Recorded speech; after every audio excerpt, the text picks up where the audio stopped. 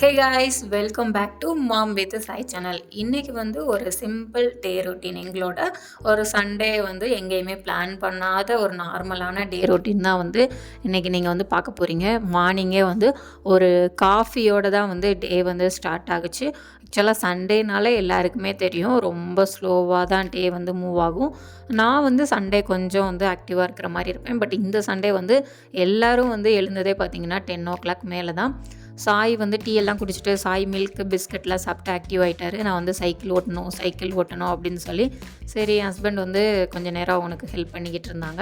நான் கொஞ்சம் நேரம் பார்த்துட்டு இருந்தேன். வந்து சாதம் வைக்கிறதுக்காக வந்தேன். ஏன்னா மார்னிங் யாரும் சாப்பிடலை, ஆஃப்டர்நூன் சாப்பிட்டுக்கலாங்கிறனால பார்த்தீங்கன்னா தேன் குழவி வந்து வீட்டுக்குள்ளே வந்துருச்சு. நான் கரண்டி எல்லாத்தையும் செதறி போட்டு என் ஹஸ்பண்டுக்காக வெயிட் பண்ணிக்கிட்டு இருந்தேன்.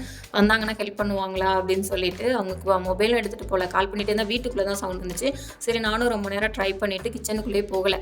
நம்மளை கொத்திருமோ இல்லை வந்து சோத்தில் வந்து இங்கேருந்து ஹாலில் இருந்து எட்டி பார்த்துட்டே இருந்தேன். ஏன்னா சாப்பாடில் விழுந்துடக்கூடாது அப்படிங்கிறதுக்காக. ஸோ அது அங்கேயே தான் சுற்றிட்டே இருந்த மாதிரி இருந்தது. ஸோ பார்த்துட்டு சாதம்லாம் வடிச்சிட்டு வந்து நான் லஞ்ச் வந்து ப்ரிப்பேர் பண்ண ஆரம்பிச்சிட்டேன். ஸோ மதியத்துக்கு வந்து பார்த்திங்கன்னா சிம்பிளான மெனு அப்படிங்கிறதுனால ஒரு 11:30 12க்குலாம் எல்லோரும் சாப்பிட்றலாம் அப்படிங்கிறனால மார்னிங் யாருமே டிஃபன் எடுத்துக்கல. சாய்க்கு மட்டும் இடையில வந்து ஒரு எக்கு மட்டும் கொடுத்தேன். அது வந்து ஒயிட் லேயர் மட்டும் அவன் சாப்பிட்டான். சின்ன பெரிய பையன் ஆகிட்டியா? எப்போயில இருந்து பெரிய பையனான?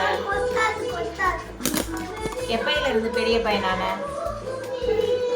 சொல்லிட்டு போ. இங்க வா, இங்க வா, இங்க வா. என்ன வேணும், என்ன வேணும் உனக்கு? எங்க இருக்கு காட்டு, என்ன காட்டு. அது மாதிரி கிளி வேணுமா? எதுக்கு? நீ சின்ன பையன்லாம் அது கொத்திடும்ல. ஒத்தோ அவன் வந்து கிளி வேணும் அப்படின்னு சொல்லி கேட்டுட்டு இருந்தான். ஃபஸ்ட்டு டாகு சொன்னான், அப்புறம் வந்து குட்டி பாப்பா சொன்னான், இப்போ வந்து கிளி சொல்லிகிட்டே இருக்கான்.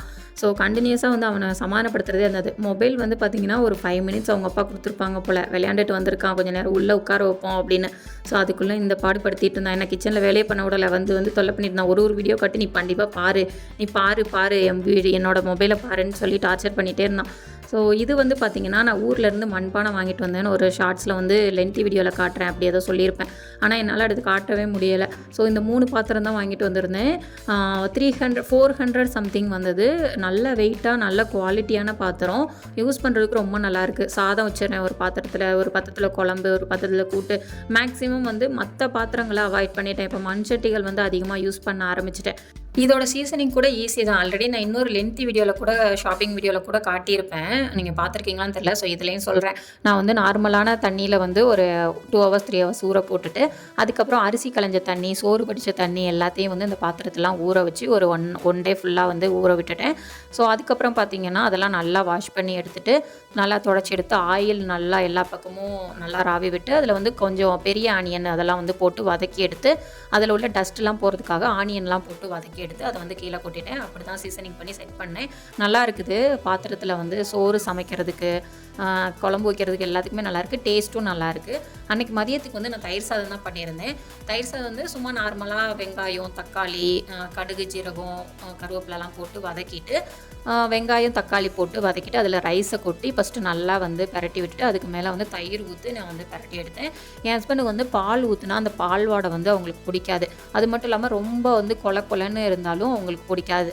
ஸோ அதனால் வந்து நான் நார்மலான ஒரு தயிர் சாதம் மாதிரி வந்து பண்ணினேன். ரொம்ப வந்து கெட்டியாகவும் இல்லாமல் கொலன்னு இல்லாமல் ஒரு நார்மலான சாதம் மாதிரிலேயே கொஞ்சம் தயிர் சாதம் அந்த மாதிரி பண்ணினேன், வெங்காயம்லாம் போட்டு. ஸோ நல்லா இருந்தது அப்படின்னு சொன்னாங்க. பால் வந்து நீங்கள் ஊற்றி பண்ணிங்கன்னா, குழந்தைங்களுக்குலாம் பண்ணும்போது பால் ஊற்றி பண்ணினீங்க அப்படின்னா நல்லா டேஸ்ட்டாக இருக்கும். நல்லா கெட்டியாக இல்லாமல் கொஞ்சம் கொலன்னு கொடுத்திங்கன்னா அவங்களும் லைக் பண்ணி சாப்பிடுவாங்க. நான் சாய்க்கு அப்படி தான் கொடுப்பேன். மில்க் வந்து எந்த அளவுக்கு எடுக்கிறேனோ அதே அளவுக்கு கேர்டும் எடுப்பேன், தயிரும் அதே அளவுக்கு ஈக்குவலாக எடுத்து கொஞ்சம் கொலன்னு தான் கொடுப்பேன். பட் என் ஹஸ்பண்டுக்கு இப்படி கேட்டதுனால நான் அப்படியே கொடுத்தேன். ஒரு கேரளா மெனு வந்து என்கிட்ட காமிச்சாங்க. அதில் வந்து மோர் குழம்பு, ஒரு கூட்டு, வாழைக்காய் கூட்டு, ப்ளஸ் வந்து ப்ரானு இதெல்லாம் வந்து சமைச்சு அதில் வச்சுருந்தாங்க, முட்டை எல்லாம். அதே மாதிரி மெனு எனக்கு வேணும் அப்படிங்கிறதாங்க. நான் மோர் குழம்பு வைக்கவான்னு கேட்டதுக்கு இல்லை எனக்கு தயிர் சாதம் போதும் அப்படின்னு சொல்லிட்டாங்க.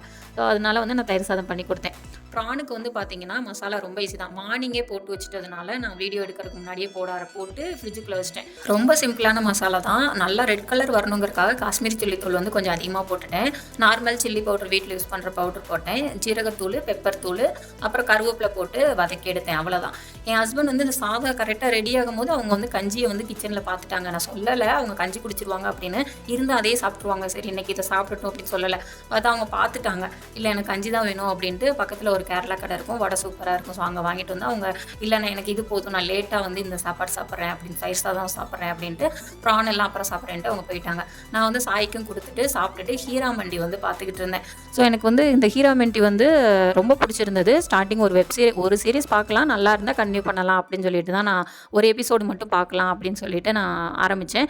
பட் நல்லா இருந்ததுனால வந்து 8 எபிசோடு இருக்கும்னு நினைக்கிறேன். நல்லா இருந்ததுனால நான் கண்டினியூஸாக வந்து பார்த்துக்கிட்டு இருந்தேன்.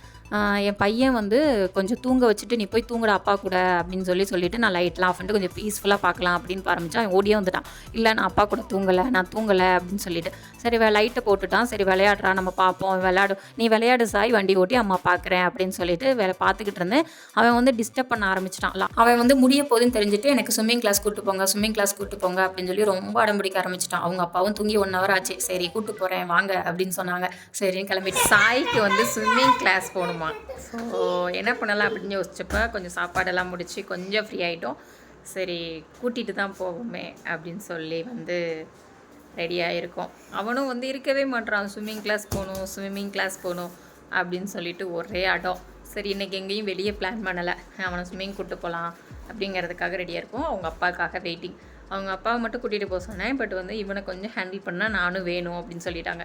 நான் ஏதாவது ஸ்விம் பண்ணேன்னா இவனை நீ பார்த்துக்கணும் அப்படிங்கிற மாதிரி சொல்லியிருக்காங்க. ஸோ அதனால் வந்து நாங்கள் கிளம்பிட்டோம். போகலாம், போயிட்டு அங்கே என்னெல்லாம் லூட்டி அடிக்கிறான் அப்படின்னு சொல்லி அடுத்து நம்ம பார்க்கலாம். ஸோ சாய்க்கு தேவையான ட்ரெஸ் எடுத்து வச்சுட்டு கிளம்பியாச்சு. அவனுக்கு ஒரு எக்ஸ்ட்ரா பேர் ட்ரெஸ்ஸு, வெட் ட்ரெஸ் வைக்கிறதுக்காக ஒரு கவரு, ப்ளஸ் அவனுக்கு வாட்டர் பாட்டில், அவங்க அப்பாவுக்கு ஒரு டவுசர் வைக்க சொன்னாங்க, அதுக்கப்புறம் வந்து ஒரு டவல் எடுத்து வச்சுட்டு கிளம்பியாச்சு. நான் வந்து அந்த வீடியோவில் வந்து ஏன் பேசியிருப்பேன் அப்படின்னு பார்த்தீங்கன்னா, நான் வந்து வீடியோவில் வந்து அடிக்கடி கண்டினியூஸாக பேசினா தான், கேமரா பார்த்து பேசினா தான் கொஞ்சம் கான்ஃபிடென்ட் இருக்கும் அப்படிங்கிறதுனால தான் வந்து அப்போ பேசிக்கிட்டு இருந்தேன். இடையில வந்து விட்டுட்டேன். ஸோ கான்ஃபிடென்ட் கொஞ்சம் மேக்கப் இல்லாமல் கூட பேசினா தான் கொஞ்சம் கான்ஃபிடென்ட்டாக வரும், கொஞ்சம் கேமரா முன்னாடி பேசுகிறதுக்கு கொஞ்சம் ப்ராப்ளம் இல்லாமல் இருக்கும் அப்படிங்கிறதுனால இந்த டைம் சரி பேசுவோம் அப்படிங்கிறதுக்காக பேசியிருந்தேன். ஸோ இதே மாதிரி ஸ்விம்மிங் வீடியோ வந்து ஆல்ரெடி நீங்கள் போட்டிருக்கீங்க, ஏன் மறுபடியும் ஒரே கான்செப்ட் போடுறீங்க அப்படின்னு கேட்காதீங்க. இது வந்து எனக்கு தெரிஞ்சவங்க இங்கே உள்ளவங்க வந்து கேட்டிருந்தாங்க. நீங்கள் வந்து ஒரு ஸ்விம்மிங் டீட்டெயில்ஸ் வந்து போட்டிருந்தீங்கல்ல, அது எந்த இடத்துல இருக்குது, எங்களுக்கு சரியாக தெரியலை அப்படிங்கிற மாதிரி சொன்னாங்க. ஸோ அவங்களுக்கு வந்து இந்த மாதிரி நிறைய பேர் வந்து ஒரு 2-3 பேர் கேட்டிருந்தாங்க. ஸோ அதுக்காக தான் நான் இன்னொரு வீடியோ போடுறேன்னு சொல்லிட்டு அது ரொம்ப நாளாக நான் போடவே இல்லை. சாயை கூட்டிட்டும் போகலை. ஸோ அவங்க என்ன நினச்சிருப்பாங்கன்னு கூட தெரியலை. எல்லாருக்கும் யூஸ்ஃபுல்லாக இருக்கட்டும் அப்படிங்கிறதுனால தான். இது வந்து எங்கே இருக்குது அப்படின்னு பார்த்தீங்கன்னா, இதில் நான் தெளிவாக சொல்கிறேன். மல்லசந்திரா மார்க்கெட், வெஜிடபிள் மார்க்கெட் இருக்கும். நான் காட்டியிருப்பேன். இதில் வந்து ஒரு கூடாரம் மாதிரி போட்டிருப்பாங்க. அப்போ வந்து அது ஈவினிங்னால வெஜிடபிள்ஸ் எதுவும் போடலை. அங்கே மல்லசந்திரா வெஜிடபிள்ஸ் மார்க்கெட்டுக்கு வந்து உள்ளே கொடுத்து வந்தீங்க, அந்த தெருக்குள்ளே கொடுத்து வந்தீங்கன்னா இந்த ஸ்கூல் இருக்கும். இந்த ஸ்கூலோட உள்ளேயே தான் இருக்கும். இந்த ஸ்கூலோட போர்டுலாம் வந்து காட்டியிருப்பேன். ஸோ இந்த ஸ்கூலோட உள்ளேயே தான் இருக்குது. ஸ்கூலோட ஜாயிண்ட் ஆகி தான் இருக்குது. பட் ஸ்கூல் தான் எடுத்து பண்ணுறாங்களா அதை பற்றின டீட்டெயில்ஸ் தான் தெரியல. பட் இங்கே நம்ம போனோன்னா எக்ஸ்ட்ரா சேர்ஸ் வந்து கெஸ்ட்டு சேர்ஸ் எல்லாம் போட்டிருப்பாங்க. பட் வந்து பாத்ரூம் எல்லாம் இருக்கும். கேர்ள்ஸுக்கு தனியாக, பாய்ஸுக்கு தனியாக செப்பரேட்டாக வந்து பாத்ரூம் இருக்கும். நீங்கள் வந்து ஷவர் பண்ணிவிட்டு வந்து உள்ளே இறங்குறதுக்கு, அப்புறம் குளிச்சதுக்கப்புறம் ஷவர் பண்ணுறதுக்கு எல்லாமே இருக்கும். நீட்டாகவும் இருக்கும், கொஞ்சம் ப்ராப்ளமே இருக்காது. பட் வந்து 3000 வந்து ஒரு மந்த்துக்கு ட்ரெயின் ஆகிறதுக்கு 3000 வந்து வாங்குறதா சொன்னாங்க. நான் கேட்கல, என் ஹஸ்பண்டை கேட்க சொன்னேன். அவங்க சொன்னாங்க லாஸ்ட் டைமே நான் கேட்டேன், 3000 1 மந்த்துக்கு வந்து சொன்னாங்க. குழந்தைங்க வந்து 2 monthஸில் பக்காவாக ட்ரெயின் ஆயிடுவாங்க. 2 to 3 monthஸில் கொஞ்சம் கான்ஃபிடென்ட்டாக இறங்குனாங்கன்னா 2 to 3 monthஸில் வந்து பக்காவாக ட்ரெயின் ஆயிடுவாங்க, காம்படிஷனுக்கு ரெடி ஆயிடுவாங்க அப்படின்னு சொன்னாங்க. இந்த வீடியோ இவ்வளோ தான், இதோட முடியுது. என்னோட டே ரொட்டீன் கேட்டவங்களுக்காக இந்த வீடியோ வந்து நான் ஷேர் பண்ணியிருக்கேன். ஸோ இப்படி தான் எங்களோட சண்டே டே ரொட்டீன் இருக்கும். மேக்ஸிமம் குக்கிங் மட்டும்தான் மாறும். நான்வெஜ் கொஞ்சம் எடுத்திருந்தோம்னா கொஞ்சம் அதிகமாக இருக்கும். சண்டேல வந்து மற்ற நாள் கொஞ்சம் சிம்பிளாக தான் இருக்கும். வெளியே எங்கேயாவது பிளான் பண்ணுவோம். பிளான் பண்ணாத அன்னைக்கு இப்படி தான் இருக்கும். ஸோ இந்த வீடியோ எப்படி இருந்துச்சு அப்படின்னு சொல்லி மறக்காமல் கமெண்ட் பண்ணுங்கள். அப்படியே சப்ஸ்கிரைப் பண்ணிக்கோங்க. பாய்.